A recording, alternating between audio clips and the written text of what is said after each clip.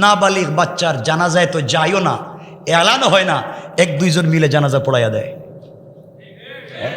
নিমক হারাম, তুমি আমি নিমক হারাম। নাবালিগ বাচ্চার জানাজায় তো যাই না, এলানও দেই না, অথচ নাবালিগ বাচ্চার জানাজায় গিয়ে আপনি কি পড়েন বলেন? বলেন, বলি আমরা আল্লাহুম্মা জাআলহু লানা, এরপরে কি বলি? শাফিআ। এর অর্থ কি? এর অর্থ কি জানি না, বুঝি নাই, ভুল জায়গায় যায়। শাফিআ ওয়া মুশাফফা, আল্লাহ তোমার সামনে এক মাসুম ফেরেশতাকে নিয়ে হাজির হয়েছি, কিয়ামতের দিনে তাকে আমাদের জন্য শাফাআতকারী বানাও, সুপারিশকারী বানাও, তার ওসিলা নিয়ে আমাদের জন্য তোমার কাছে দোয়া চাইলাম। সুবহানাল্লাহ বলেন। কোনদিন দেখছেন শাফিআ ওয়া মুশাফফার মানে কি? ছোট বাচ্চার জানাজায় গিয়ে বলতেছি আল্লাহ একটা মাসুমকে নিয়ে আসছি, ও ফেরেশতা, আল্লাহ তার ওসিলায় তুমি আমাকে মাফ করো, তার কারণে আমাকে জাহান্নাম থেকে বাঁচাও। এখন বলেন তো কার জানাজায় যাওয়া আমাদের বেশি দরকার? কথা বলছেন না কেন বাবা? নামার ওয়াজ ভুল হইতেছে। ইসলামটা কোন জায়গায় শিখতেছি, কোথায়? আজকে বিভিন্ন জায়গায় মসজিদে বাচ্চারা আসেন আমাদের, আমি আমার এলাকার কথা বলছি, এটা রাগ করবেন না তো কেউ। এলাকার মধ্যে মসজিদে বাচ্চারা আসেন, ছোট ছোট বাচ্চারা আসে, বাচ্চারা তো আসে সবে বেড়াতে, এই রমজানের 2-4 দিন আসে, এরপরে তেমনি আসে না। তো আমরা একটা সিস্টেম করে ফেলছি, বাচ্চারা আসে, মসজিদে আসলো, আমরা দেখি এই পিছনে যাও, পিছনে দাঁড়াও, চিল্লাচিল্লি করবে না। আর যদি কেউ চিল্লায়, নামাজ ভাঙ্গে কয় তোর বাবা কেডা, তোর বাড়ি কই, কোন গাঁও থেকে এসেছিস? কথা বলছেন না কেন? ধাক্কায় বাইর করে দেখো, তোর বাপরে আজকে শিখামো, তোর নামাজ পড়াইছে কেমনে। বাপ কয় বাপ তোর পায়ে ধরে জিন্দিগিতে আমিও আসবো না, ওর ছেলেও আসবে না। ঠিক বললাম না? কেন বাচ্চাকে কেন মসজিদ থেকে বাইর করছেন? আরে তুমি আর আমি মুনাজাত করলে 100% কবুল হতেও পারে, নাও হতে পারে। তোমার আমার ভিতরে শয়তানিতে ভরা, তোমার আমার ভিতরে গুনায় ভরা, তোমার আমার দোয়া কবুল হবে না। এই মাসুম বাচ্চা মসজিদে গিয়েছে, তার ওসিলায় তোমার আমার দোয়া কবুল হয়ে যেতে পারে। তাকে বের করে দিলেন কেন? এরপরে বাচ্চারা বাবা পিছনে যাও, আসো পিছনে যাও। তো কেন, তোমার সমস্যা কি বাবা? তুমি ওরে পিছনে দিচ্ছ কেন, তুমি যাও না কেন? এখানে 3টা হাদিস বুখারী, 3টা হাদিস বাইহাকিতে একটা এসছে, হযরত আনাস ইবনে মালিক আল আনসারীর riwaya। তিনি বলছেন রাসূল পাক সাল্লাল্লাহু আলাইহি ওয়াসাল্লাম মসজিদে নববীতে সালাত আদায় করছেন, ইমামতি করছেন। ইমামকে? বিশ্বনবী। ইমামকে? মুসল্লি সাহাবায়ে কেরাম।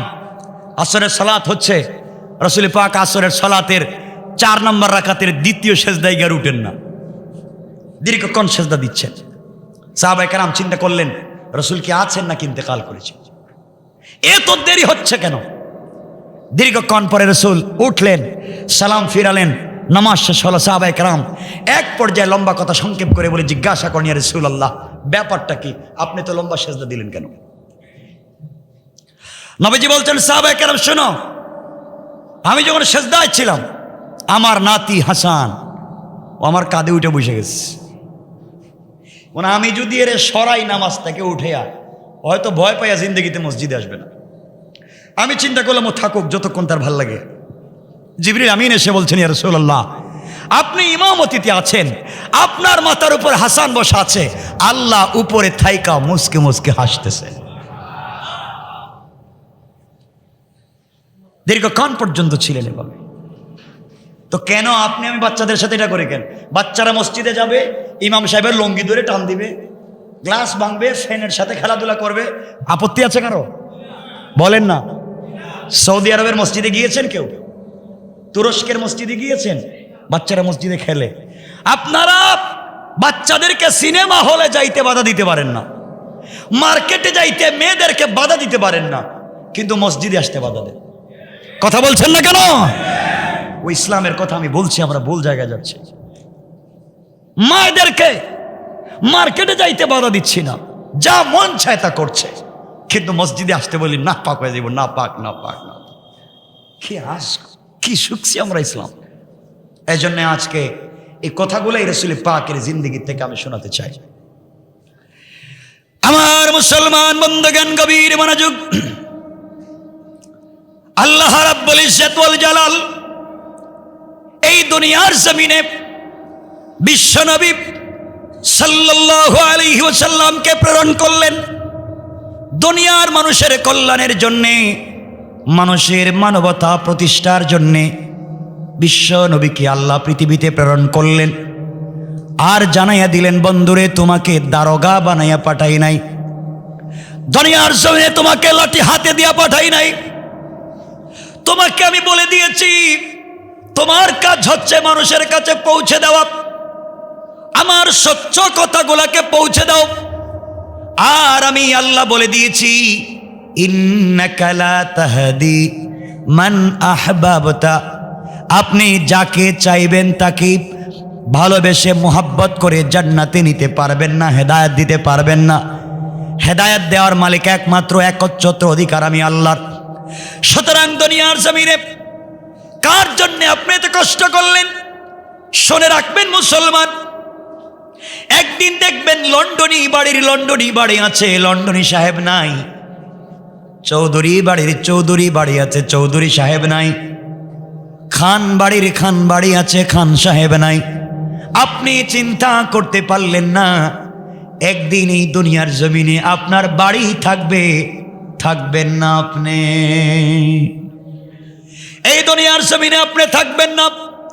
যার জন্য জিন্দেগি কাটিয়ে দিচ্ছেন, সন্তানের জন্য, স্ত্রীর অর্নামেন্টস জুয়েলারির জন্য, মা বাবার পিছনে জিন্দেগি নষ্ট করে দিচ্ছেন, প্রবাসের জীবনে জিন্দেগি কাটাইয়া দিচ্ছেন, সারাদিন ব্যবসা বাণিজ্য নিয়ে ব্যস্ত আছেন, মা বাবাকে আল্লাহকে ভুলে গিয়েছেন, দুনিয়ার জমিনে আল্লাহর কথা মনে পড়ে না।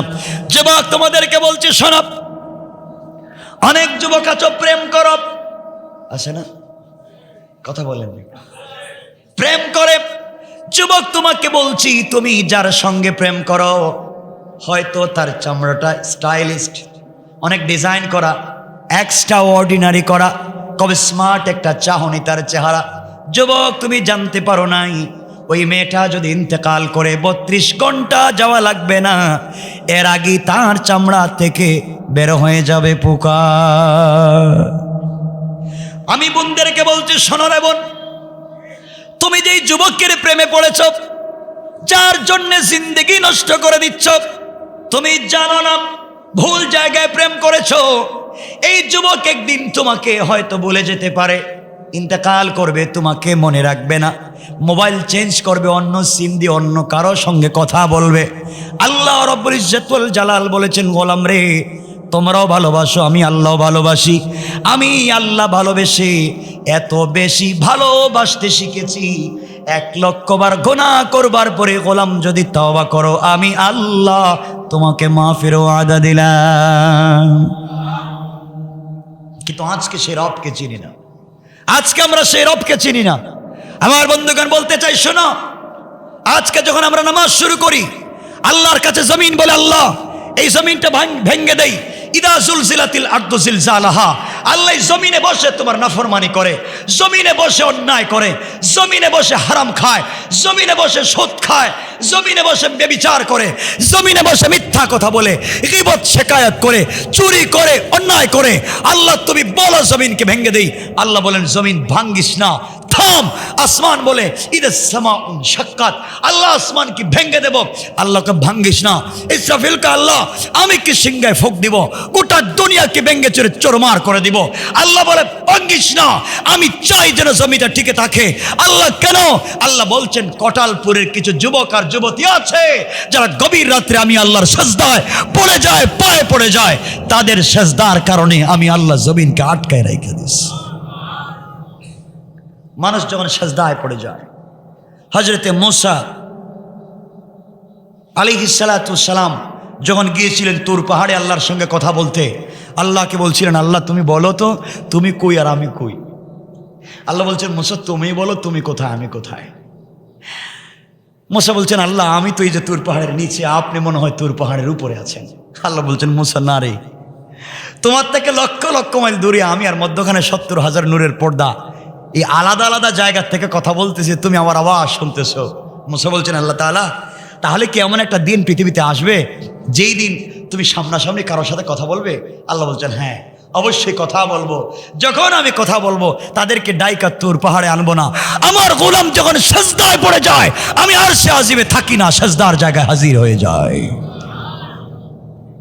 গোলাম যখন সেজদায় পড়ে যায়, সেজদায় গিয়ে বলে সুবহানা রব্বিয়াল আলা।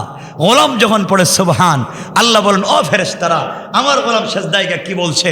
ও আল্লাহ, ও তো বলছে সুবহান, তুমি নাকি পবিত্র। আল্লাহ বলছেন গোলামকে আমাকে দেখেছে। আল্লাহ না দেখে নাই, না দেখে বলছে সুবহান। আল্লাহ বলছেন সাব্বাহতানি, অবশ্যই আমি পবিত্র। আর গোলাম আমাকে স্বীকৃতি দেওয়ার কারণে ওয়াদা দিলাম সাব্বাহতুকা, গোলাম দুনিয়ায় তোকে বানাইলাম পবিত্র। গোলাম যখন সেজদায় গিয়ে পড়ে আলা, আল্লাহ বলেন কি রে ফেরেশতা, ও গোলাম কি বলেছে? আল্লাহ ও তো বলেছে আলা, তুমি নাকি অনেক বড়, আমাকে কি দেখেছে? না দেখে বলছে। আল্লাহ বলছে না আলাইতানি, অবশ্যই আমি বড়। আমাকে যখন বড় বলেছে, আমি আল্লাহ বললাম আলাইতুকা, গোলাম দুনিয়ায় তোকে বড় বানালাম, আখিরাতে বিনা হিসেবে জান্নাত দিয়ে দিলাম। সে রবের কিছু কথা আপনাদের কাছে বলবো, কষ্ট হচ্ছে না তো? মোটামুটি লম্বা করব না, লম্বা করব না। এই কথা বুঝাবার জন্য আমি বলছি, আল্লাহ বলছেন আমি কি আপনার বক্ষকে উন্মুক্ত করে দেইনি? এরপরে বলেছেন ওয়াদানা আনকা উইজরাক, আমি কি আপনার কষ্ট দূর করে দেইনি, বুঝাকে দূর করে দেইনি? এরপরে বলছেন আল্লাযী আনকাদা যহরাক, যা আপনার জন্য অনেক কষ্টের ছিল, আমি কি দূর করি নাই? এই কথার ব্যাখ্যা কি? এটা আপনাদেরকে বোঝাই যে প্রথমে বলছেন আপনার সিনাকে প্রশস্ত করিনি, এরপরে বলছেন আপনার উপরে বোঝা ছিল, বোঝাকে কি হালকা করিনি, এরপরে বলছেন যেই বোঝা অনেক কষ্টের ছিল আমি হালকা করে দিয়েছি। এই কথাটা আপনাদেরকে বুঝাই, বোঝাটা কি ছিল। আমার মুসলমান বন্ধুগণ, গভীর মনোযোগ। আখেরি জামানার পয়গম্বর জনাবে মুহাম্মদুর রাসূলুল্লাহ সাল্লাল্লাহু আলাইহি ওয়াসাল্লামের কাছে আল্লাহ যখন কোরআনের আয়াত নাজিল করে দিলেন আর জানিয়ে দিলেন, বন্ধুরে তুমি তোমার প্রতিবেশী, আত্মীয় স্বজন, বন্ধু বান্ধব, পরিবারের মানুষের কাছে দিন পৌঁছে দাও। আল্লাহর পয়গম্বর দ্বীনের দাওয়াত দেওয়া শুরু করে দিলেন, কোরআনের দাওয়াত দেওয়া শুরু করে দিলেন, ইসলামের দাওয়াত দেওয়া শুরু করে দিলেন। নির্যাতন আসতে লাগলো, আঘাতের পর আঘাত আসতে লাগলো। আল্লাহর কাছে ডাক দিয়ে বলছেন আল্লাহ তাআলা, তুমি বলেছো আমার বোঝাকে হালকা করে দিয়েছ, নির্যাতন আসছে, আঘাত আসছে, এই বোঝা থেকে তো বাঁচবার কোনো পথ নাই। আয় আল্লাহ তাআলা, দ্বীনের দাওয়াত দিতে গেলে, ইসলামের দাওয়াত দিতে গেলে, ইসলামী আন্দোলন করতে হলে, এই মক্কার মূর্তি পূজকদের কাছে দিন পৌঁছে দিতে হলে দুটা জিনিস আমার লাগবে। একটা হলো ক্ষমতা লাগবে, পাওয়ার লাগবে, আরেকটা হলো টাকা লাগবে। আল্লাহ তাআলা, আমার বাবাও নাই, ক্ষমতা তো কমে গিয়েছে, আর আমার কাছে তো টাকা পয়সাও নেই, কেমনে দ্বীনের দাওয়াত দেব? আল্লাহ রাব্বুল ইজ্জত ওয়াল জালাল জানিয়ে দিলেন, বন্ধুরে আমি আল্লাহ এই দুনিয়ার জমিনের সবথেকে টাকাওয়ালা শিল্পপতি যেই মহিলা রয়েছে, যার নাম খাদিজাতুল কুবরা, এই মেয়েটাকে আমি আল্লাহ রাব্বুল ইজ্জত ওয়াল জালাল তোমার পিছনে ভালোবাসার চোখ তোমার পিছনে ফেলে দিয়েছি। ওই মেয়েটা তোমাকে একদিন বিয়ে করে ফেলবে, বিয়ে করার মাধ্যমে তোমার তো টাকার অভাব হবে না, সে সমুদয় সম্পত্তি দ্বীনের রাস্তায় ব্যয় করবে। আর তার এত পাওয়ার রয়েছে মক্কায়, গোটা মক্কার মানুষ তার টাকা দিয়ে বিজনেস করে। সুতরাং তুমি যখন তার স্বামী, কেউ কথা বলবে না। আমার বন্ধুগণ, কথাগুলো বুঝবেন। এক পর্যায়ে সংক্ষেপ কথা, খাদিজাতুল কুবরাকে বিয়ে করলেন, সমুদয় সম্পত্তি দ্বীনের রাস্তায় ব্যয় করে দিতে লাগলেন। মক্কায় তার পাওয়ার বেড়ে গেল, ক্ষমতা বেড়ে গেল, কেউ বিরুদ্ধে কথা বলে না, রাসূল পাকের বিরুদ্ধে কথা বলতে মুখ খুলতে চায় না, কারণ তার স্ত্রী টাকা দিয়ে সে বিজনেস করে বলতে চায় না। রাসূলের কাছে চলে আসলো, বিশাল বড় ক্ষমতা, পাওয়ার চলে আসলো, দিন চালাতে লাগলেন। এইভাবে চলতে চলতে এক পর্যায়ে যেই বছর রাসূলের চাচা ইন্তেকাল করলেন, ওই বছর মা খাদিজাতুল কুবরা ইন্তেকাল করলেন। রাসূল পাক আল্লাহর কাছে বলেন, আল্লাহ তাআলা আপনি বলেছেন আমার বোঝা হালকা করেছেন খাদিজার বিয়ের মাধ্যমে, তার সম্পদ দ্বীনের রাস্তায় ব্যয় করার মাধ্যমে। তুমি বোঝাকে হালকা করে দিয়েছো। আয় আল্লাহ তাআলা, আজ খাদিজা নাই, আমার চাচাও নাই, এই মক্কায় দেখবার মতো আমার কেউ নাই। দুনিয়ার জমিনে মক্কায় দাওয়াতের বেলায় বাহিরে আঘাতপ্রাপ্ত হয়েছি, নির্যাতনের শিকার হয়েছি। ঘরের দরজায় এসে একবার খাদিজা বলে ডাক দিয়েছি, খাদিজার সাথে সাথে ঘরের দরজা খুলে দিয়েছে। আমাকে জড়াইয়া কপালে চুম্বন করে মুচকি যখন হাসি দিয়েছে, আমি বিশ্ব নবী গোটা দিনের কষ্টগুলাকে 1 মিনিটে ভুলে যায়। আয় আল্লাহ তাআলা, আজ এই খাদিজা আমার ঘরে নাই। যেই চাচা আবু তালেব জিন্দা ছিলেন, মক্কার কোনো মানুষ কথা পর্যন্ত বলতে পারে নাই, আজ আমার চাচাও নাই, আমার স্ত্রীও নাই। বাহিরে গেলে আমাকে সাপোর্ট দেওয়ার মতো কেউ নাই, ঘরে আসলে আমাকে সান্ত্বনা দেওয়ার কেউ নাই। আল্লাহ তাআলা, আপনি বলেছেন বোঝা হালকা হয়েছে। আমি দেখতেছি এবার আমার ঘরে বাহিরে বোঝা তো বেড়ে গিয়েছে, ঠিক না? বোঝা বেড়ে গিয়েছে। আপনি বললেন হালকা হয়েছে, কথাগুলো বুঝেন, বোঝা বেড়ে গিয়েছে। আয় আল্লাহ তাআলা, আমি আর মক্কায় থাকতে পারবো না। এবার তায়েফের দিকে চললাম, নানার বাড়ির দিকে চললাম। ওখানে গেলে হয়তো কিছু শান্তি পাবো, ভালোবাসার লোক পাবো। বিশ্বনবী সাল্লাল্লাহু আলাইহি ওয়াসাল্লাম তায়েফের দিকে যেতে লাগলেন। ঘটনা আপনারা জানেন, ঘটনা বলবো না, কি বলতে চাই শোনেন। বিশ্বনবী তায়েফের দিকে যেতে লাগলেন। এরপরে যাওয়ার পরে মানুষের কাছে তিনি বললেন, আসলিম তাসলাম, ইসলাম কবুল করো, শান্তিতে থাকতে পারবা। আর কোনো ওয়াজ করেন নাই, নসিহত করেন নাই। যুবক ভাইরা, তোমাদেরকে বলছি, যারা কলেজে পড়ো, ইউনিভার্সিটিতে পড়ো, ইংলিশ মিডিয়ামে পড়ো, ইউরোপ আমেরিকা যেতে চাও, কথাগুলো দিল দিয়ে শোনো। কি বোঝাতে চাই? তুমিও মরে যাবে একদিন, আমিও মরে যাব, কেউ দুনিয়ার জমিনে থাকবো না।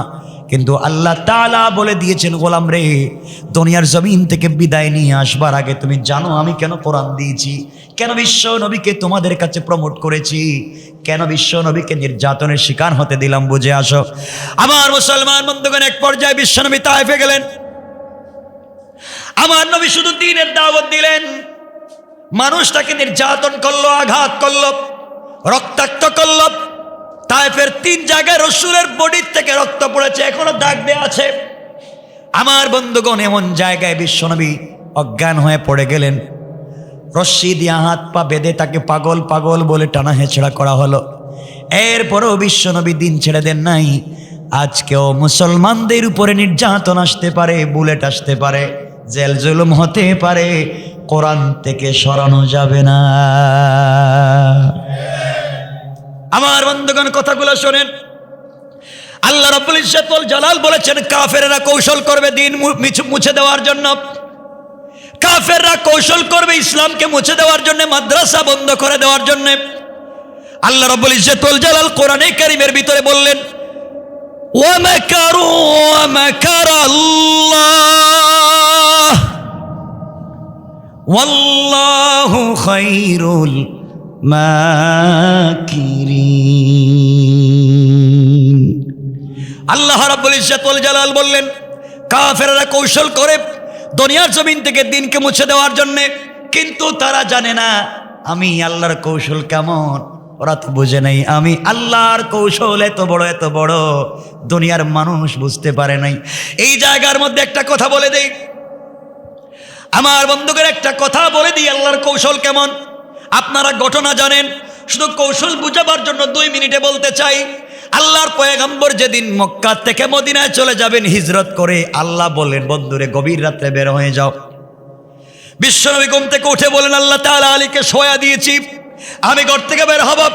কাফেররা আমার ঘরের চতুর্দিকে বেষ্টন করে দিয়েছে, কেমনে ঘর থেকে বের হয়ে যাই? আল্লাহ রাব্বুল ইজ্জত ওয়াল জালাল বললেন, বন্ধুরে বের হয়ে চলে যাও, কেউ তোমাকে কিছু করতে পারবে না। আল্লাহর পয়গম্বর বলেন, আল্লাহ তাআলা বের হয়ে যেতে পারি, কিন্তু আমি তো মানুষ, আমার ভয় হয় কোনো কাফের হয়তো আমাকে আঘাত করতে পারে। আল্লাহ বলেন, বন্ধুরে জিম্মাদারে আমি নিলাম, বের হয়ে যাও। এরপরেও বিশ্বনবী বলছেন, আল্লাহ তাআলা আমাকে প্রোটেক্ট করবার মতো কিছু দেন। আল্লাহ বললেন, বন্ধুরে তুমি তাহলে এক কাজ করো, কিছু বালি নাও, কঙ্কর হাতে নাও, কঙ্কর হাতে নিয়ে কাফেরদের উপরে নিক্ষেপ করো, আমি আল্লাহ কঙ্করের মাধ্যমে তোমাকে হেফাজত করে দেব। কোন সুবহানাল্লাহ। আমার বন্ধুগণ, বিশ্বনবী বললেন, আল্লাহ তাআলা কঙ্কর হাতে নিব, কঙ্কর নিক্ষেপ করব, মারলে তো একদিকে যায়, কাফের কত দিকে, আর এই নিক্ষেপ করলে কই দিকে যায়? আয় আল্লাহ তাআলা, কাফের চতুর্দিকে আমি নিক্ষেপ করবে একদিকে, অন্যদিকের কাফেররা আমাকে আঘাত করে ফেলবে। আল্লাহ তাআলা বললেন, বন্ধুরে তুমি আমার কৌশল জানো না, তুমি যখন নিক্ষেপ করতে যাইবা তুমি মনে করেছো এক জায়গায় নিক্ষেপ করেছো, আমি আল্লাহ সবার চুকে চুকে ফেলে দেওয়ার জিম্মাদার। কোন সুবহানাল্লাহ। আমার বন্ধুগণ, সঙ্গে বিশ্বনবী চলে গেলেন মদিনায়। একদিন আল্লাহ বললেন, বন্ধুরে ওই দিন যে তোমাকে বলছিলাম কঙ্কর মারো, তুমি তো একদিকে নিক্ষেপ করেছ, চতুর্দিকে কাফেরদের চুকে কেমনে পড়ে গিয়েছিল তুমি আমাকে বলো। আল্লাহ তাআলাকে বিশ্বনবী বলছেন, আল্লাহ তাআলা আপনি জানেন কেমনে গিয়েছে। আমার আল্লাহ বললেন, ওয়ামা রামাইতা ইদ রামাইতা ওয়ালাকিন্নাল্লাহা রামা। আল্লাহ জানাই দিলেন, বন্ধুরে তুমি নিক্ষেপ করেছো একদিকে, তুমি মনে করেছো তুমি নিক্ষেপ করেছো, নিক্ষেপ করার সময় তোমার শুধু হাত ছিল না, ওটা আমি আল্লাহর কুদরতের হাত হয়ে গিয়েছে, আর আমি আল্লাহ আমার হাতে সকল কাফেরদের চোখে পৌঁছে দিয়েছি। কোন সুবহানাল্লাহ। আল্লাহর কৌশল হচ্ছে এমনই। বিশ্বনবী রক্তাক্ত হলেন, তায়েফের মধ্যে অজ্ঞান হয়ে গেলেন। বেগ করে যখন আসবেন চিন্তা করলেন বাড়িতে যাব না, বাড়িতে গেলে মানুষ আমাকে আঘাত করবে, নির্যাতন করবে, এখন আমি কোথায় যাব? রসুলের কাপড় ছেঁড়া, রসুলের পাঞ্জাবি ছেঁড়া, রসুলের জুতা মোবারক ছেঁড়া, শরীরের মধ্যে দাগ লেগে আছে। বিশ্বনবী সাল্লাল্লাহু আলাইহি ওয়াসাল্লাম চিন্তা করলেন, আজ আমি চলে যাই উম্মে হানির বাড়িতে। উম্মে হানির বাড়িতে বিশ্বনবী গেলেন, ওই জায়গা পৌঁছে গেলেন। আর ওই জায়গায় যাওয়ার পরে গভীর রাত্রে আমার নবীর ঘুম আসে না। মানুষ যখন নির্যাতনের শিকার হয়ে একা একা হয়ে যায়, অনেক কষ্টের স্মৃতি মানুষের মনে পড়ে যায়, পিছনের ব্যথার কথা মনে পড়ে যায়। বিশ্ব নবীর মনে পড়ে গেল, আহারে আল্লাহ রাব্বুল ইজ্জত ওয়াল জালাল তো আমাকে বলছিলেন, এর পরের আয়াতে আল্লাহ বলছেন, ওয়ারাফা'না লাকা যিকরাক, বন্ধু আমি আল্লাহ কি আপনার সম্মানকে সমুন্নত করে নাই, উচ্চ করি নাই? এবার বিশ্বনবী আল্লাহকে বলছেন, আল্লাহ তাআলা একবার আপনি বলেছেন আমার কষ্ট দূর করেছেন, আবার বলেছেন আমার সম্মান বাড়িয়েছেন। কেমন সম্মান আপনি দিয়েছেন, কেমন কষ্ট দূর করেছেন।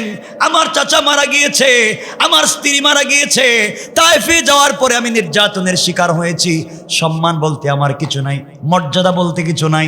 এ কথাগুলা বলে বিশ্বনবী কষ্ট পাচ্ছেন। এই কষ্টের সময়ে বন্ধু তো ওই বন্ধুর নাম, মানুষ যখন কষ্ট পায় তখন প্রিয় বন্ধুর কাছে যায় আর বন্ধু সান্ত্বনা দেয়। কোন ঠিক কিনা? আমার বন্ধুগণ, এমন সবাই আল্লাহ জিবরিল আমিনকে পাঠিয়ে দিলেন। জিবরিল আমিন হাজির হয়ে বললেন, ইয়া রাসূলুল্লাহ আপনি উঠুন, আমার সঙ্গে চলুন। কোথায় যাব? একটু চলুন না, হাতিমে কাবায় যাই, জমজমের কূপের কাছে যাই। বিশ্বনবীকে ওই জায়গায় নিয়ে গেলেন, শোয়া দিলেন, বুকটা কাটলেন, কি যেন বের করলেন, আর জমজমের পানি দিয়ে ভালো করে ধুইলেন, ইলম এবং হিকমত দিয়ে ভিতরে ঢুকাইয়া দিলেন। এই কথাটা আমার আল্লাহ আমার তেলাওয়াতকৃত প্রথম আয়াতে বলছেন, আলাম নাশরাহ লাকা সাদরাক, বন্ধু আমি কি তোমার সিনাকে বিদীর্ণ করে দেই নাই, ইলম এবং হিকমত দেই নাই? আল্লাহ ইলম এবং হিকমত দিলেন, জমজমের পানি দিয়ে পরিষ্কার করলেন। এবার জিবরিল আমিন বলছেন, ইয়া রাসূলুল্লাহ আপনি জানেন কি আপনাকে কি করা হলো? এখন কোথায় যাবেন? না আমি জানি না। আল্লাহ বলেছেন আপনি নাকি কষ্ট পেয়েছেন, আল্লাহ বলছেন আপনি কষ্ট পেয়ে কান্না করেছেন। এবার আল্লাহ বলেছেন, বন্ধুরে আর কষ্ট দিবে না, এবার আপনাকে নিয়ে যাওয়া লাগবে বাইতুল মুকাদ্দাসে, আমি নিয়ে যেতে চাই। আল্লাহ বলেছেন আপনাকে সম্মান দিয়েছেন, আপনি নাকি সম্মান বুঝে পান নাই, বুঝেন নাই, আল্লাহ নিয়ে যেতে চায়। আমার বন্ধুগণ, যেই কথা বুঝাতে চাই সামনে কথাগুলো বুঝেন। বিশ্বনবী আবার যেতে লাগলেন বাইতুল মুকাদ্দাসের দিকে। আগে থেকে আল্লাহ আদম থেকে ঈসা নবী পর্যন্ত সকল পয়গম্বরদেরকে একত্রিত করে রেখে দিয়েছেন ওই জায়গায়। বিশ্বনবী হাজির হয়ে গেলেন। লম্বা কথা সংক্ষেপ করে বোঝাতে চাই। এক পর্যায়ে কেউ বলছেন আদম সফিউল্লাহ আপনি ইমামতি করেন, কেউ বলছেন ইব্রাহিম খালিলুল্লাহ আপনি ইমামতি করেন, কেউ বলছেন ঈসা রূহুল্লাহ আপনি ইমামতি করেন, কেউ বলছেন মূসা কালিমুল্লাহ আপনি ইমামতি করেন। জিবরিল আমিন বলছেন, ওগো আল্লাহ তাআলা এই মুহূর্তে কে ইমামতি করবে, কাকে এই মুহূর্তে সম্মান দেওয়া হবে? আল্লাহ রাব্বুল ইজ্জত ওয়াল জালাল বলে দিলেন, জিবরাইল রে আমি আল্লাহ যাকে বিশ্ব নবী বানিয়েছি আজকে তাকে সবার সামনে আমি আল্লাহ সম্মান দিতে চাই। আল্লাহ জানিয়ে দিলেন, বন্ধুরা হাজির হয়ে যান। সকল নবীদের সামনে দাঁড়িয়ে ইমামতি করেন। বিশ্ব নবী দাঁড়িয়ে গেলেন, সকল নবীদের সামনে দাঁড়িয়ে ইমামুল আইম্মা ইমামুল মুরসালিন বিশ্ব নবী ইমামতি করলেন। আল্লাহ বলেন, বন্ধুরে ওয়ারাফা'না লাকা যিকরাক, আমি যে বলছিলাম তোমার সম্মান সমুন্নত করেছি, সৌচ্চ করেছি, এই মুহূর্তে আমি আল্লাহ আদম থেকে নিয়ে ঈসা নবী পর্যন্ত সকল নবীকে মুসল্লি বানাইয়া তোমাকে ইমাম বানাইয়া আমি আল্লাহ সবার সামনে তোমার সম্মান বাড়াইয়া দিলাম। আল্লাহু আকবার। সম্মান পান নাই? সম্মান পেলেন। এবার বিশ্বনবী বলছেন, জিবরাইল কোথায় যাব? বাড়িতে নিয়ে যাও। জিবরাইল বলছেন, ইয়া রাসূলুল্লাহ, সম্মান এখানেই শেষ না, আল্লাহ আপনাকে আরো সম্মান দিতে চায়। কোথায় আল্লাহ আমাকে নিয়ে যেতে চায়? এবার হযরতে জিবরিল আমিন বলছেন, আল্লাহ পরের আয়াতে কি বলছেন বলেন? পরের আয়াতে আল্লাহ বলছেন, ফা ইন্না মা'আল উসরি ইউসরা, ইন্না মা'আল উসরি ইউসরা। বন্ধুরে, সকল কষ্টের পরে সুখ অবশ্যই আছে, সকল কষ্টের পরে সুখ আছে, অবশ্যই সুখের জন্য আপনি অপেক্ষা করেন। আবার বন্ধুগণ, এবার বিশ্বনবীকে নিয়ে উপর দিকে যাওয়া হলো। জিবরিল আমিন প্রথম আসমানের দরজায় গিয়ে সালাম দিয়ে বললেন, প্রহরীরা দরজা খুলে দাও। প্রথম আসমানের প্রহরীরা বলছেন, জিবরিল আমিন বেয়াদবি মাফ করবেন, দরজা খুলে দেওয়া যাবে না, গেট খুলে দেওয়া যাবে না। কেন খুলে দেওয়া যাবে না? আপনি জানেন না, আল্লাহ তাআলা দুনিয়া যেই দিন তৈরি করেছেন, প্রথম আসমান যেই দিন বানিয়েছেন, ওই দিন থেকে প্রথম আসমানের দরজা থেকে নিয়ে একবারে আল্লাহ রাব্বুল ইজ্জত ওয়াল জালাল যেই চেয়ারে বসেন আরশ পর্যন্ত আল্লাহ লাল গালিচা বিছায়া ডিজাইন করে, ডেকোরেশন করে, অর্নামেন্টস দিয়া সুন্দর করে রাস্তাগুলাকে সুন্দর করে রেখে দিয়েছেন। জান্নাতুল ফিরদাউস থেকে সাদা কাঁচা ফুল এনে ছিটিয়ে দিয়েছেন। দারুস সালাম থেকে আল্লাহ রাব্বুল ইজ্জত ওয়াল জালাল মেশকে আম্বর এনে রেখে দিয়েছেন। ওই রাস্তা, ওই দরজা খুলে দেওয়া যাবে না। এই দরজা দিয়ে একজন যাবেন, তিনি হলেন বিশ্বনবী। আল্লাহু আকবার। ওয়ারাফা'না লাকা যিকরাক বুঝাচ্ছে সম্মান কার নাম? জিবরিল আমিন বলছেন, প্রহরীরা শোনো, যে নবীর কথা তোমরা বলছো, যেই বিশ্ব নবীর কথা তোমরা বলেছো, যার জন্য আল্লাহ এত সম্মান দিয়েছেন, এই বিশ্ব নবী এই মুহূর্তে আমার সাথে আছেন, তোমরা দরজা খুলে দাও। সুবহানাল্লাহ বললেন না? বিশ্ব নবী দরজা খোলা হলো, ঢুকলেন।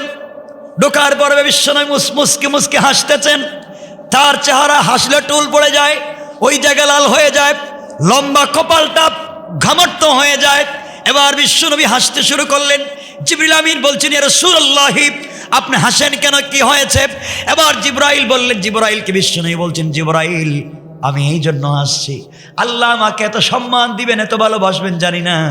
আমি প্রথম আসমানে এসে দেখলাম যত জায়গায় আল্লাহর নাম, তত জায়গায় আমি বিশ্বনবীর নাম। আমার এই জন্য আনন্দ লাগতেছে আজকে, আল্লাহ আমাকে তো সম্মান দিয়েছে। আর যত ডেকোরেশন করেছে, ডিজাইন করেছে, সকল ডিজাইনের এক পার্শ্বে আল্লাহর নাম, অপর পার্শ্বে আমি বিশ্বনবীর নাম। কোন সুবহানাল্লাহ।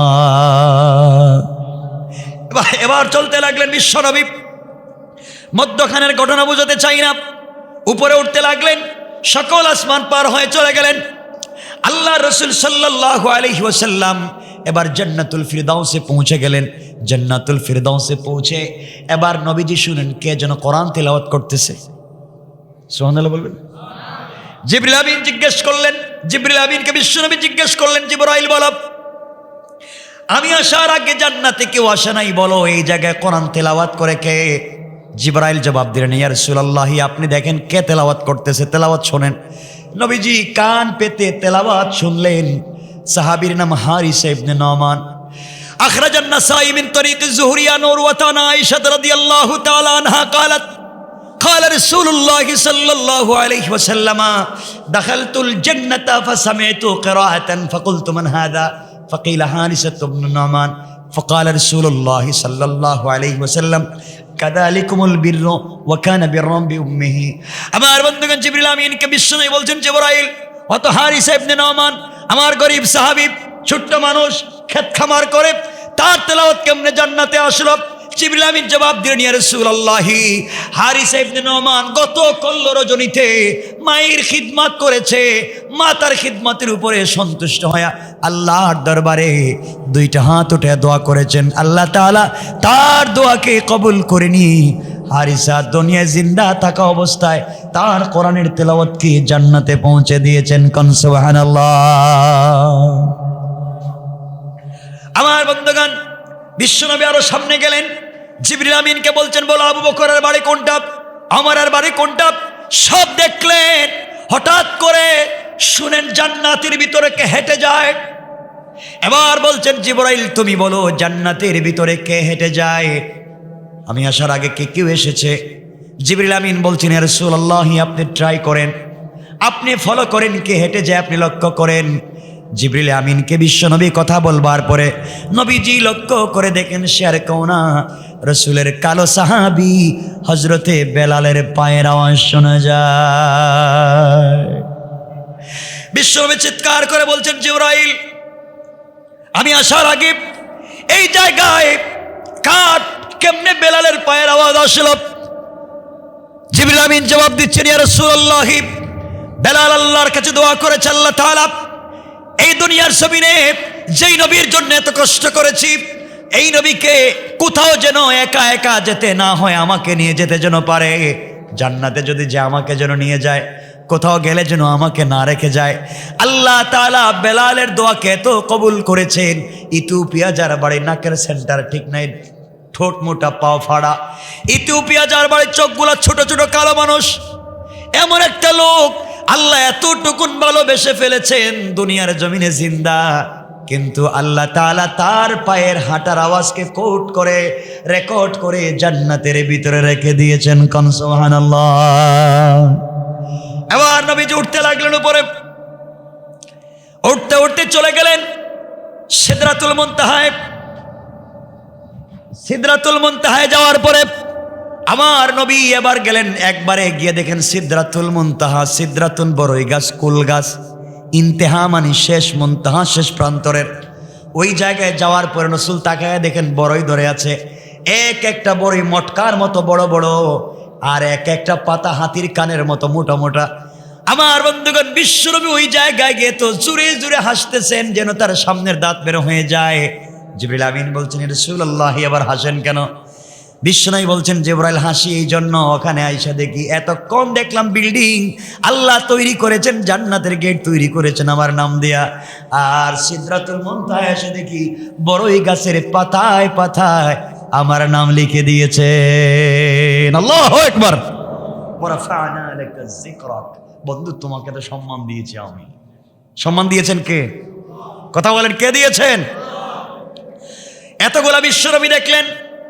সংক্ষেপ করে করে বলছি, বিশ্বনবী এত কিছু দেখবার পরে এবার সব কিছু ঘুরে ঘুরে দেখলেন, যত জায়গায় আল্লাহর নাম, অত জায়গায় বিশ্বনবীর নাম, ডিজাইন করা জান্নাতের গেইটে বিশ্বনবীর নাম, লাইটের মধ্যে রাসূলের নাম, সব দেখবার পরে এবার হঠাৎ করে জিবরিল আমিন বলছেন, ইয়া রাসূলুল্লাহ আপনি এখানে দাঁড়ান। বিশ্বনবী দাঁড়িয়ে গেলেন। জিবরাইল বলছেন, পয়গম্বরে আরবি, আমার কাছে পাসপোর্ট আছে, আমার কাছে ভিসা আছে, সব ঠিক আছে, কিন্তু এই রাস্তা দিয়ে যাওয়ার পারমিশন আমার নাই, রোড পারমিট নেই, আমি যেতে পারবো না। ইয়া রাসূলুল্লাহ ওখান থেকে আপনি একা একা যাবেন, আমি এখানে থেকে গেলাম। বিশ্বনবী ডেকে ডেকে বলছেন, জিবরাইল ঘর থেকে তুমি ঘুম থেকে উঠাই আমাকে নিয়ে এসেছো, ওই জায়গায় তুমি আমাকে একা ফেলে দিয়ে চলে যাইও না, আমাকে কমপক্ষে সাথে করে নিয়ে যাও। জিবরিল আমিন বলছেন, ইয়া রাসূলুল্লাহ আপনাকে যেখানে দাঁড় করিয়ে রেখে দিয়েছি, ওই জায়গা থেকে যেই রাস্তা আরশে মুআল্লা পর্যন্ত গিয়েছে, ওই রাস্তাটা আল্লাহ পাক নিজের কুদরতের হাতে তৈরি করে নিজের হাতে ফিটিং করে দিয়েছেন।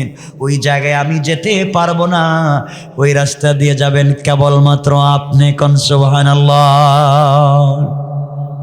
ওয়ারাফা'না লাকা যিকরাক। এবার নবীজি দাঁড়িয়েছেন, জিবরিল আমিন চলে আসলেন। আপনারা ভালো করে জেনে থাকবেন, মানুষ যখন একা হয়, মানুষের দিলের ভিতরের কষ্টগুলা মনে পড়ে, পিছনের লাইফের কথাগুলো মনে পড়ে। ধনী মানুষ যখন গরিব থেকে ধনী হয় আর একা কখনো হয়ে যায়, তখন তার পিছনের লাইফের কথা মনে হলে তার কষ্ট লাগে, ব্যথা লাগে। আমার বন্ধুগণ, বিশ্বনবীর মনে পড়ে গেল খাদিজার কথা। আরে আজ যদি খাদিজা বেঁচে থাকতো, আমার এত সম্মান দেখতো, আমার চাচা বেঁচে থাকলে দেখতেন এত সম্মান। আজকে আমি আল্লাহর সঙ্গে দেখা করতে যাচ্ছি, ওয়ারাফানা আলাকা যিকরাক, আমি একটু পরেই আল্লাহর সঙ্গে দেখা করব। আমার বন্ধুগণ, হঠাৎ চোখ পড়েছে পায়ের দিকে। বিশ্বনবী পায়ের দিকে তাকায় দেখে পায়ের জুতাগুলা ছেঁড়া, রক্ত লেগে আছে, জামাগুলোও ছেঁড়া। তায়েফের মানুষের নির্যাতনের কথা নবীর মনে পড়ে গেল। আহারে, আমি আজকে কত সম্মান পাচ্ছি, কোথা থেকে কোথায় আসছি। আমার সঙ্গে তায়েফের মানুষ কি ব্যবহার করেছে, সব নবীজির মনে পড়ে গিয়েছে। হঠাৎ আমার নবীর মনে পড়লো, আহারে এই জুতা নিয়ে কেমনে আমি এই কার্পেটের ভিতর উপরে উঠব, আর এই জুতা নিয়ে কেমনে আরশে মুআল্লায় যাব। কারণ মনে পড়ে গেল মুসা কালিমুল্লাহর কথা। মুসা কালিমুল্লাহ আল্লাহর সঙ্গে দেখা করার জন্য তুর পাহাড়ে গিয়েছিলেন। আল্লাহ বলেছেন মুসারে, ফাখলা'না আলাইকা ইন্নাকা বিল ওয়াদিল মুকদ্দাসে তাওয়া। ও মুসা, এটা পবিত্র উপত্যকা, এটা সম্মানী জায়গা, জুতা নিয়ে আসা যাবে না, স্যান্ডেল নিয়ে আসা যাবে না। জুতা খোলো, স্যান্ডেল খুলে তুমি উঠো। আমার নবীর মনে পড়ে গেল মুসাকে আল্লাহ জুতা নিয়ে ওই জায়গায় যেতে দিলেন না, আর আমি কেমনে জুতা নিয়ে আরশে মুআল্লায় যাব। বিশ্ব নবী জুতা মুবারক খুলে রেখে দিয়েছেন। এমন সময় আওয়াজ আসছে, আওয়াজ আসলো, কুদরত থেকে আওয়াজ আসলো, আগো বিশ্ব নবী আপনি জুতা খুলবেন না, আপনার পায়ের জুতা আপনি পায়ে দেন। আপনার পায়ের জুতা ছাড়া হতে পারে, জামা ছাড়া হতে পারে। আপনি আপনার জুতা মুবারক নিয়ে আপনি আরশে মুআল্লায় আসবেন। আপনার জুতার নিচে যে ধূলিকণা গোলা রয়েছে, আমি আল্লাহ এই ধূলিকণার দ্বারা আমার আরশে আজিমকে সম্মানিত করতে চাই। আল্লাহু আকবার। বন্ধু, শুধু তোমার সম্মান দেই নাই, জুতার সম্মান দিয়েছি। ওয়ারাফা'না লাকা যিকরাক। কথা কি বুঝতে পারতেছেন আমার? আমি শুধু 12টা হয়ে গেছে, থাক এখানে, কথাগুলো শুনেন, আর লম্বা করবো না। আমার বন্ধুগণ, এবার রাসূল পাক সাল্লাল্লাহু আলাইহি ওয়াসাল্লাম চলে গেলেন আরশে মুআল্লায়, আল্লাহর সামনে বসছেন। সামনে বলতে কেমন সামনে জানেন? এই যে আপনারা যেমন বসছেন এমন না, আরো কাছাকাছি। আল্লাহ বলছেন ফাকাবা কাউসাইনি আও আদনা। 3টা ব্যাখ্যা, সালাফির একটা ব্যাখ্যা দেন, শাফি একটা ব্যাখ্যা দেন, আমি ইমামে আজম নোমান ইবনে সাবিতের একটা ব্যাখ্যা নিচ্ছি। হায়রাতুল ফিকহে ইমাম শাফি আলাদা ব্যাখ্যা দিয়েছেন, এটার অর্থ এটা নয়। আল্লাহ বলছেন ফাকাবা কাউসাইনি আও আদনা, ধনুক বাঁকা করলে যত কাছাকাছি আসে, বিশ্বনবী এবং আল্লাহ সামনাসামনি বসে এমন কথা বলেছেন। সুবহানাল্লাহ পড়েন। সম্মান কমছে না বাড়ছে? সামনাসামনি বসছেন, নবীজি এখন আল্লাহ সরাসরি দেখতেছেন, আল্লাহ বিশ্বনবীকে সরাসরি দেখতেছেন। কত কথা, কত কিছু মনে পড়তেছে। বন্ধুর সাথে বন্ধুর দেখা, যার সাথে প্রেম তার সাথে সরাসরি দেখা, সামনাসামনি দেখা। রাসূলও নিচের দিকে তাকাচ্ছেন, আল্লাহ কিছু বলতেছেন না। হঠাৎ করে আল্লাহ রাব্বুল ইজ্জতুল জালাল বলছেন, বন্ধু আমার দিকে তাকাচ্ছ না, কোনো কথাও বলছো না, আমার বাড়িতে আসছো, কষ্ট পাচ্ছ, ব্যথা হয়েছে, কষ্ট হয়েছে নাকি আমার এখানে আসতে তোমার লজ্জা হয়েছিল? আমাকে একটু বলো না কি হয়েছে। রাসূল পাক কিছু বলতে চাচ্ছেন না। আল্লাহ পাক রব্বুল ইজ্জতুল জালাল বলছেন, বন্ধু একটা কথা জিজ্ঞাসা করতে পারি? বিশ্বনবী বলছেন, হ্যাঁ অবশ্যই জিজ্ঞাসা করতে পারেন। আল্লাহ বলছেন, বন্ধু আমার বাড়িতে যে আসছো, কই মক্কা, কই সিদরাতুল মুনতাহা, কই বাইতুল মুকাদ্দাস, এখন আরশে আজিম, বলো। বন্ধুর বাড়িতে গেলে গিফট নেয়, উপহার, উপঢৌকন, হাদিয়া, তোহফা, কত কিছু নিয়ে যায়। তুমি যে আসলে এত দূরে, আমি এত প্রেমিক তোমার, বন্ধু তুমি জানো না আমি আল্লাহ তোমাকে এত ভালোবাসি। তোমাকে বলছি, তুমি ছাড়া আমার ভাল লাগে না। ও বন্ধু শোনো, আমি আল্লাহ আসমান বানাইছি কোন বলে, জমিন বানাইছি কোন বলে, লৌহ কলম আরশ কুরসি জান্নাত সব বানাইছি কোন বলে, আর বন্ধু তোমাকে বানাইছি আমার হাত দিয়া, হাত দিয়া। তোমাকে এত ভালোবাসি আমি আল্লাহ, তোমাকে ছাড়া ভাল লাগে না। দুনিয়া যখন অন্ধকার হয়ে যায়, জমিন যখন অন্ধকার হয়ে যায়, তখন আমি আল্লাহর একা একা আসমানের উপরে ভাল লাগে না, আরশে আজিমে ভাল লাগে না। একা একা তুমি থাকো খাদিজার সঙ্গে শুয়া কম্বলের নিচে, আর আমি আরশে আজিমে একা একা ভাল লাগে না। এই জন্য মাঝে মাঝে তোমাকে ডাক দিয়ে বলছি, ইয়া আইয়ুহাল মুজাম্মিল ইয়া আইয়ুহাল মুদ্দাসসির কুম ফানজির ওয়া রাব্বাকা ফাকাব্বির ওয়া সিয়াবাকা ফাতাহির। ও চাদরওয়ালা চাদর খোলো, কম্বলওয়ালা কম্বলের নিচ থেকে বের হও, খাদিজাকে রাখো, ও ঘুমায় আছে ঘুমাইতে দাও।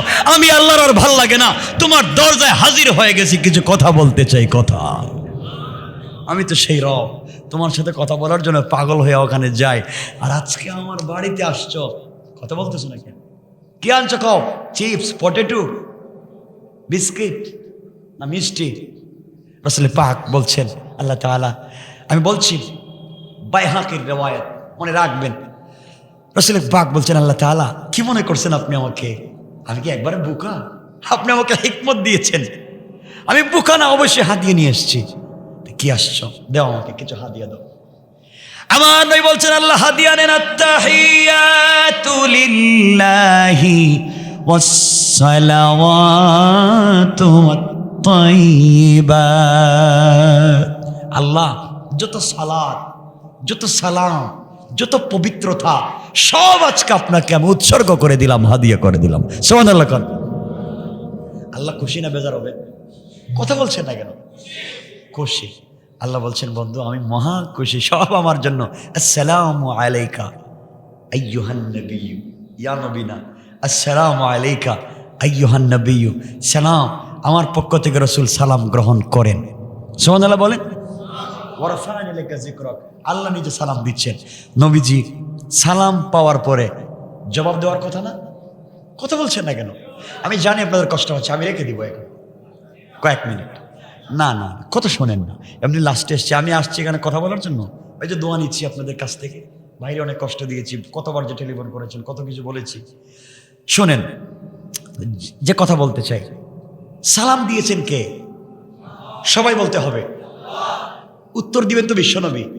উত্তর না দিয়া ছিলেন এদিকে, হযরত আবু বকর রিওয়ায়াত, রাসূল ডাইন দিকে এভাবে হয়ে গেছে, কথা বলতেছেন না। আল্লাহ বলছেন, বন্ধু কি হইল? অভিমান করেছো, সালাম দিলাম জবাব দিচ্ছ না কেন? আমার নবী দাঁড়িয়ে গেছে, চোখের পানি ছেড়ে দিয়েছেন, আর ডাক দিয়ে বলছেন, আল্লাহ তাআলা আমি কেমনে আপনার সালামের জবাব দিব? আমাকে আপনি এত সম্মান দিয়েছেন, আপনার বাড়িতে এনেছেন, আপনার সামনে বসিয়েছেন, সব ঠিক আছে, এত কথা জিজ্ঞাসা করছেন, আমি ততক্ষণ পর্যন্ত সালামের জবাব দিতে পারি না, একটা বারও আপনি আমার গুনাহগার উম্মতের কথা জিজ্ঞাসা করলেন না। আমার গুনাহগার উম্মতের কথা আপনি জিজ্ঞাসা করছেন না, আমি আপনার সালামের জবাব দিতে পারি না। আমার গুনাহগার উম্মতের কথা আপনি একবার বললেন না, যার জন্য তায়েফে রক্ত দিছি, যার জন্য এত কষ্ট করছি, আপনি তাদের কথা জিজ্ঞাসা কেন করলেন না? আমি জানতে চাই, তোমার নবী আরশে আজিমে গিয়েও তোমাকে ভুলে যায় নাই, আর তুমি কেমনে রাসূল পাককে ঘুমের সময় ভুলে যাও? কেমনে তুমি ঘুম থেকে উঠে ভুলে যাও? কেমনে তুমি সেই রাসূলকে চিন্তা করো না? কেন তুমি সেই রাসূলকে অ্যানালাইজ করো না, গবেষণা করো না? আমার বন্ধুগণ, আল্লাহ বলছেন, বন্ধু তাহলে আমি কি করলে তুমি খুশি? আল্লাহ আমি সালামের উত্তর দিব তখন যখন আপনি আমার উম্মতের সালাম দিবেন। সুবহানাল্লাহ বলেন না? আমি তোমার উম্মতের সালাম দিব, আনছি তোমাকে একা, আরে কোটি কোটি পাবলিকের কেমনে সালাম দিই? আল্লাহ আপনি কেমনে দিবেন আপনি জানেন, সালামের উত্তর না দিলে আমি কিন্তু আপনার জবাব দেব না। বন্ধু তো বন্ধুর সঙ্গে রাগ করলে যেভাবেই হোক রাগ তো ভাঙাতে হয়, কথা বলছেন না কেন? আমাদের দেশের বন্ধু না, আমাদের দেশের বন্ধু তো খায়া যাওয়ার সময় ছুরি, ঠিক না? বন্ধুত্ব করে দোকানে থাকে আর রাত্রে যাওয়ার সময় দেখে যে কেশ বাস্ক কই রাখছে, কথা বলছেন না কেন? এই হচ্ছে আমাদের কোয়ালিটি কন্ডিশন বা সিস্টেম। আমার বন্ধুগণ, এক পর্যায়ে আল্লাহর কাছে রাসূল পাক বলছেন, ইয়া রাসূলুল্লাহ আপনাকে বলছি আমি কি করতে হবে বলেন?